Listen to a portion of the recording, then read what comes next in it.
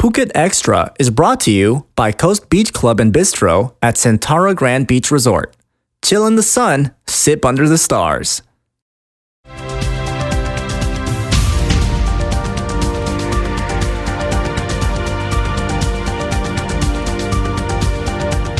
Sawadee krap, and welcome to Phuket Extra, brought to you by Coast Beach Club and Bistro at Centara Grand Beach Resort, Phuket.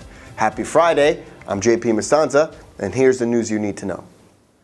Phuket officials are not taking bribes from illegal, quote, hotels. That's according to Governor Xtra Dechamontan, who held a press conference yesterday just to make that announcement.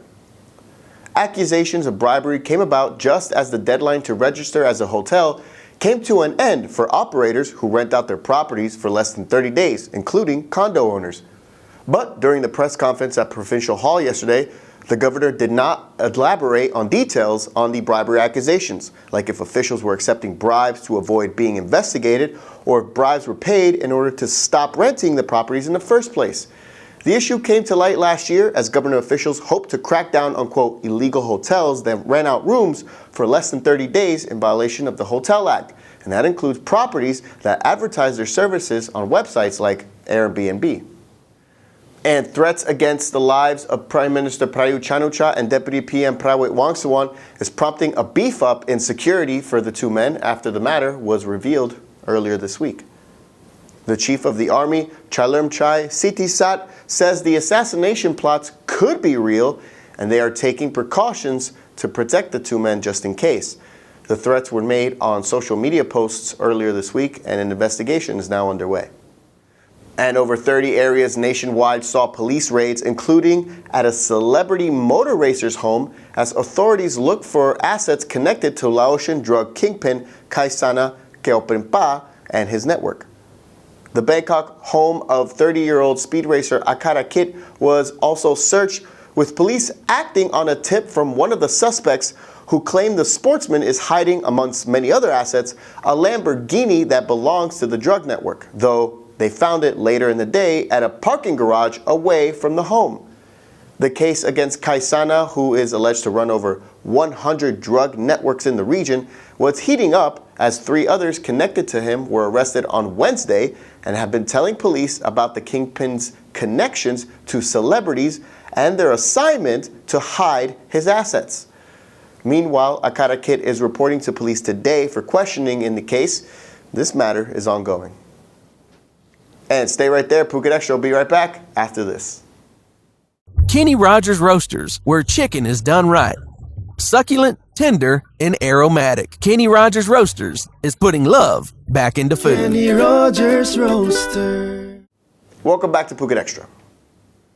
And the streets of Pattaya saw some unusual craziness for once as police had to restrain a naked man who was using a sharp knife and a screwdriver, destroying products from shops and scaring people early yesterday morning.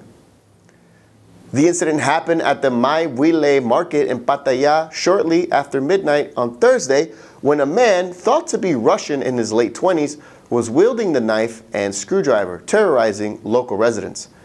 It took police 20 minutes to restrain him and now police are investigating. Wind farm projects around Thailand might now be scrapped following a court ruling earlier this week that stated Sopokot farmland can only go to farmers.